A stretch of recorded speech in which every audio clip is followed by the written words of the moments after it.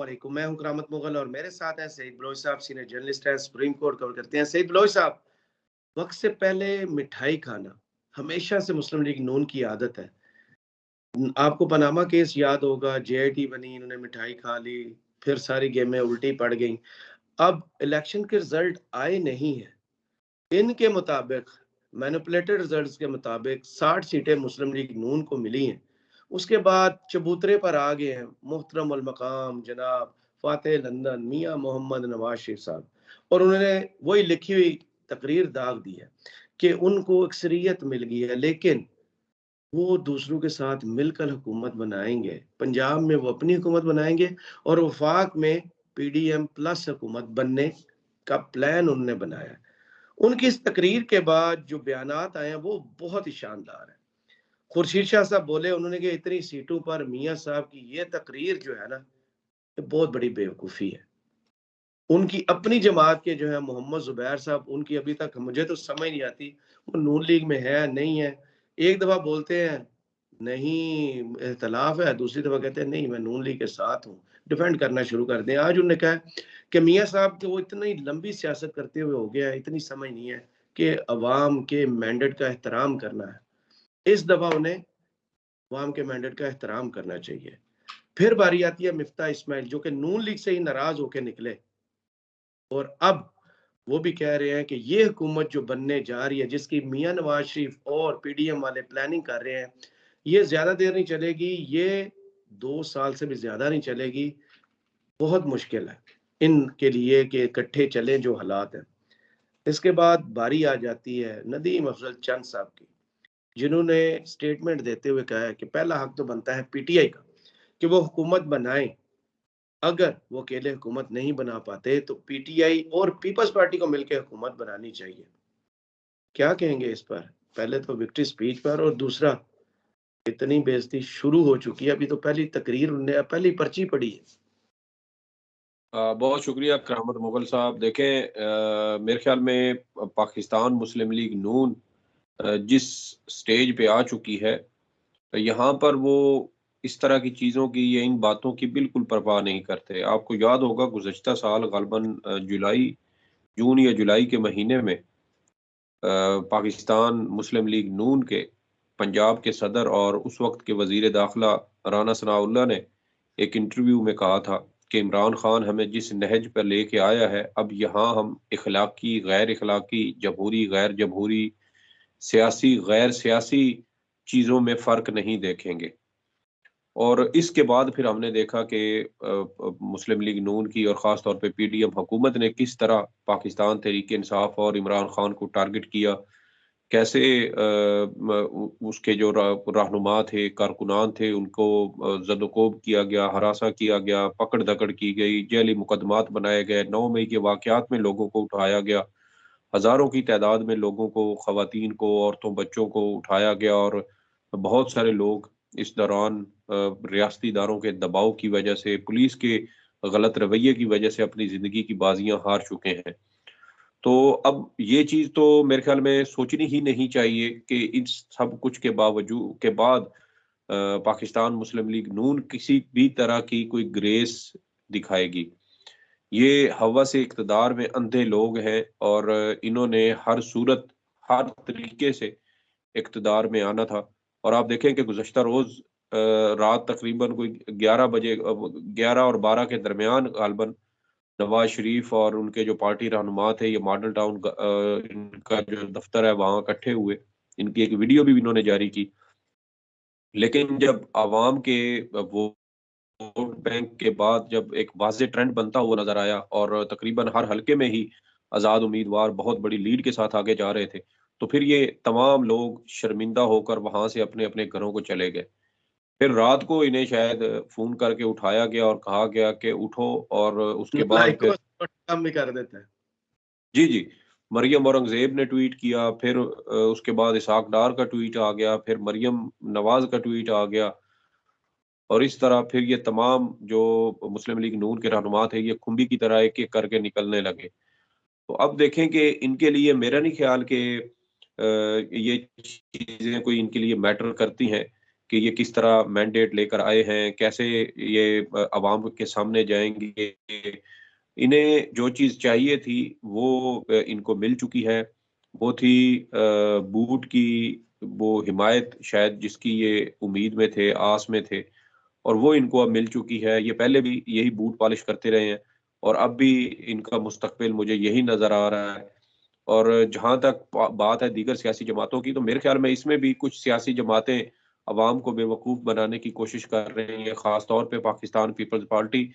आपने जिस तरह खुर्शीद शाह का और नदीम अफ़ज़ल चंद का के बयान का हवाला दिया है, मुझे बताएँ कि नदीम अफ़ज़ल चंद और खुर्शीद शाह के बयान को क्या हम बैठकर चाटें, जब आसिफ ज़रदारी साहब उन्हीं के बयान के तकरीबन 1 से 2 घंटे के बाद लाहौर में ही निगरान वज़ीर आला पंजाब मोहसिन नकवी के घर में पाकिस्तान मुस्लिम लीग नून के सदर शहबाज शरीफ के साथ हुकूमत साजी के हवाले से मुलाकात कर रहे हैं और इस बात पर इत्तफाक भी करते हैं कि हमें हुकूमत साजी के हवाले से मुस्तकबिल में भी हमें हमारे दरमियान जो मुलाकातें हैं ये होती रहनी चाहिए, ताकि हुकूमत साजी के हवाले से कोई हतमी फैसला किया जा सके। तो फिर हम आसिफ जरदारी को देखें या खुर्शीद शाह के बयान को देखें या उसके बाद नदीम अफजल चंद के बयान को देखें। अब नदीम अफजल चंद साहब की जो पॉलिटिकल उनकी एक क्वालिफिकेशन है, उसको देखा जाए तो फिर तो वो भी इस हल्के की सीट नहीं जीतते थे,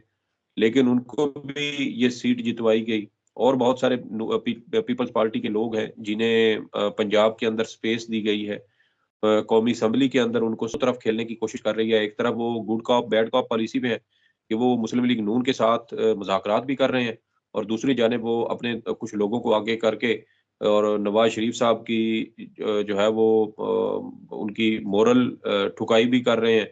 और इसका एक मकसद ये भी हो सकता है कि नून लीग को दबाव में लाया जाए और शायद नून लीग वो मुतालबात जो पीपल्स पार्टी के वो आसानी से ना माने, वहाँ उससे पहले ही मुस्लिम लीग नून और नवाज शरीफ को पंचिंग बैग बनाकर उनकी थोड़ी-सी इस तरह ठुकाई कर रहे हैं। लफ्ज़ी ठुकाई हो रही है उनकी, ताकि जब वो हमारे साथ मुज़ाकरात की मेज़ पर बैठें और हुकूमत साज़ी के हवाले से हम कोई फ़ैसला करने लगें, तो फिर हमारा अपर हैंड हो, मुस्लिम लीग नून कुछ दबाव में हो और हम उल्टा ये जता सकें कि हम आपके साथ इस वजह से बैठे हैं, हालाँकि आप तो हुकूमत साज़ी के हवाले से अवामी मैंडेट ही नहीं रखते। तो हुँ। ये अगर मुस्लिम लीग पाकिस्तान पीपल्स पार्टी को अवामी मैंडेट की इतनी ही फ़िक्र है, तो फिर वो इस पूरे इलेक्शन की जो है वो साख है, उसके ऊपर वो बात करें।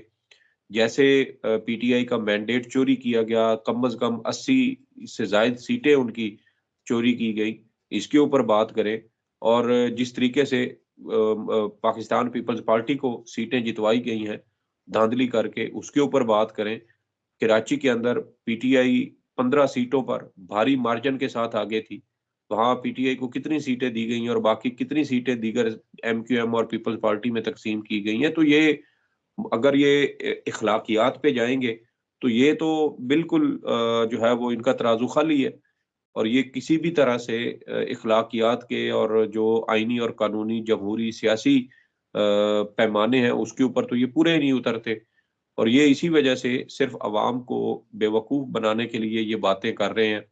ये जो खुर्शीद शाह साहब हैं, ये खुल के मौक़िफ़ इख्तियार करें अपनी पार्टी में कि अगर पीपल्स पार्टी मुस्लिम लीग नून के साथ हुकूमत साज़ी के लिए इत्तेहाद करती है, तो मैं कौमी असम्बली से रिज़ाइन कर जाऊँगा। फिर तो हम आपको माने कि आप असूल पसंद और जो है वो अपने ज़ाब्तों पर, असूल पर चलने वाले उनके इंसान हैं। बिल्कुल एक बिलावल भुट्टो हैं जो हर जलसे में, हर इंटरव्यू में कहते रहे थे मैं इनके साथ ही बैठूँगा। मुमकिन ही नहीं है कि हम इनके साथ मिल के देखिए हुकूमत बनाएँ। आज वो मुज़ाकरात कर रहे हैं अपने पापा के साथ, शहबाज शरीफ के साथ टेबल शेयर कर रहे हैं। जी, जी, बिल्कुल यही यही वो मुनाफ़िकाना रवैया है पाकिस्तान पीपल्स पार्टी का, मेरे ख़्याल में जो दोनों तरफ से खेलने की कोशिश कर रहे हैं। वो पीटीआई के हक़ में भी एक आध बयान मार देते हैं और साथ वो मुस्लिम लीग नून को 2-4 पहले उनकी लफ़्ज़ी छितरोल करते हैं और उसके बाद फिर वो उन्हीं के साथ बैठ भी जाते हैं। तो मेरे ख़्याल में यहाँ पर जो सबसे बड़ा इश्यू है ना सर, वो ये है कि अब मुस्लिम लीग नून और पीपल्स पार्टी के अंदर कोई अपनी राय का तो सवाल ही नहीं है। अब तो उनको ऑर्डर आता है कि आपने यूँ करना है, तो ये रोबोट की तरह, पपेट की तरह, कठपुतली की तरह ये उसी तरह करने लग जाते हैं। तो इसलिए इनकी तो अपनी कोई साख, इनकी कोई अपनी क्रेडिबिलिटी तो अब है नहीं, इंटेग्रिटी तो है नहीं, खत्म हो चुकी है, बिल्कुल 0/0 है, पीपल्स पार्टी भी और नून लीग भी। तो खुर्शीद शाह साहब जो है वो अब गुंगलुओं से मट्टी झाड़ने की कोशिश कर रहे हैं। और जहां तक मोहम्मद जुबैर साहब और मिफ्ता इस्माइल साहब का ताल्लुक है, तो मिफ्ता इस्माइल साहब को तो गालबन अब वैसे भी वो पाकिस्तान मुस्लिम लीग नून का हिस्सा नहीं है, लेकिन जुबैर साहब जो बात कर रहे हैं वो भी किसी हद तक उसको ठीक करार दिया जा सकता है। लेकिन जैसा कि मैंने शुरू में कहा कि नून लीग ये चीज़ें बहुत पहले से इनको तय कर चुकी है कि अगर हमें हुकूमत बनानी है तो फिर हमें बेशर्म भी होना पड़ेगा, बेहया भी होना पड़ेगा और बेगैरत भी होना पड़ेगा। तब ही हम आम इंतखाबात में कामयाबी भी हासिल कर सकते हैं और हम हुकूमत बनाने की पोजीशन में भी आ सकते हैं। तो इस वक्त मुस्लिम लीग नून तो वो सारी चीज़ें, वो सारे तकाज़े हुकूमत बनाने के लिए जो दरकार हैं वो सारे वो पूरे कर रही है। तो फिर अब वो उसमें उनका मैंडेट बनता है या नहीं बनता, विक्ट्री स्पीच वो देखे ना, आज भी जिस वक़्त नवाज़ शरीफ साहब ने विक्ट्री स्पीच किया उस वक़्त पीटीआई की सीटें जो थी वो 90 पे थे और मुस्लिम लीग नून 91 और 61 सीटों पे थी। जी, जी। तो ये देखें ना, आप अंदाज़ा करें कि वो जो अक्सरियत, और आप सबको पता है आज़ाद का जो ठप्पा है पीटीआई के उम्मीदवारों पर, वो महज़ करके एक, जी, जी, वो सिर्फ़ एक तरह का दिखावा है। वो तमाम लोग आज भी पाकिस्तान तहरीक-ए-इंसाफ के ही मुंतखब मेंबर कौमी असम्बली और सूबाई असम्बली हैं। लेकिन उसके बावजूद जिस तरीके से ये सारी बातें की जा रही हैं, मेरे ख़्याल में ये कम ज़र्फ़ी की इंतहा है। और कोई बड़े ज़र्फ़ वाला सियासतदान तो अब हमारी जो नहीं सियासी है, जमाती में ज़र्फ़ है नहीं। देखें किसी भी सियासी जमात से हो सकते हैं, लेकिन ज़र्फ़ अगर देखा जाए तो आज ज़र्फ़ दिखाया गया है। ख्वाजा साद रफ़ीक जिनके बारे में मेरी राय थोड़ी मुख्तलिफ है, लेकिन उन्होंने ज़र्फ़ दिखाया है। उन्होंने मुबारकबाद दी है सरदार लतीफ़ खोसा साहब को। गुजरांवाला में खुर्रम दस्तगीर ने अपने अपोनेंट पीटीआई के जो उम्मीदवार नुमान साहब, शायद मैं उनका नाम ना गलत ले रहा हूँ, जीते हैं, जी। उनको मुबारकबाद दी है। अमीर हैदर खान खोती जो हैं, उन्होंने मुबारकबाद दी है। तो अच्छे लोग तो हैं, जैसे मुस्तफा नवाज खोखर ने मुबारकबाद दी है। तो अच्छे सियासतदान, ये जेस्चर हमारी सोसाइटी में बहुत कम है जो अब आए हैं। देखें, इसमें मेरे ख्याल में अपनी ज़ात तक फिर इनको नहीं सोचना चाहिए। ये अपनी सियासी जमात के अंदर भी फिर इस बात पर आवाज़ उठाएँ कि मुस्लिम लीग नून जो कुछ कर रही है, वो मेरे ख्याल में नवाज़ शरीफ साहब की अगर कोई साख बाकी रह गई है, तो वो अच्छा। उसको भी तबाह कर देगी। क्योंकि पूरी दुनिया ने देखा कि पीटीआई ने कैसे सुहागा फेरा और 180 से 200 के दरमियान उनकी ये सीटें बनती हैं और इतनी सीटें ये आराम से निकाल जाते। और अगर बल्ले का निशान होता, इमरान खान बाहर होते, तो मेरे ख्याल में ये पीटीआई हाँ, कम अज़ बहुत अच्छा नुकता उठाया कि अगर इमरान खान बाहर होते तो इनके हाथ तो 1-2 सीट ही लगती फिर।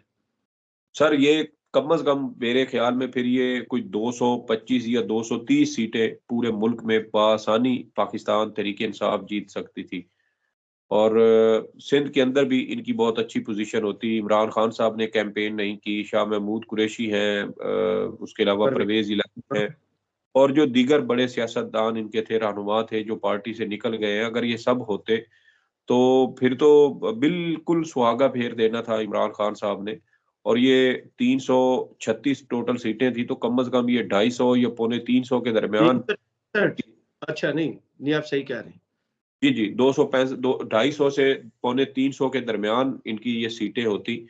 तो ये वो सारी चीज़ें हैं जो ग्राउंड पर मौजूद हैं। और सियासतदानों का सिर्फ़ अपनी ज़ात की हद तक बयान करना या बयान देना या किसी चीज़ की मज़म्मत करना, मेरे ख़्याल में मैं इसको दुरुस्त चले, इसलिए नहीं समझता कि ना ये सही उस लेकिन बड़ी आप पिक्चर मुत्तफ़िक का, नहीं ये है, उस लेकिन बड़ी कोई पिक्चर का स्टार्ट हिस्सा है। ने पहला कदम तो उठाया कि एक दूसरे के मैंडेट का एहतराम करना चाहिए। पॉजिटिव स्टार्ट है इसे, मैं तो इसे पॉजिटिव ही देख रहा हूँ। बहुत शुक्रिया सईद बलोच साहब आपके वक़्त का।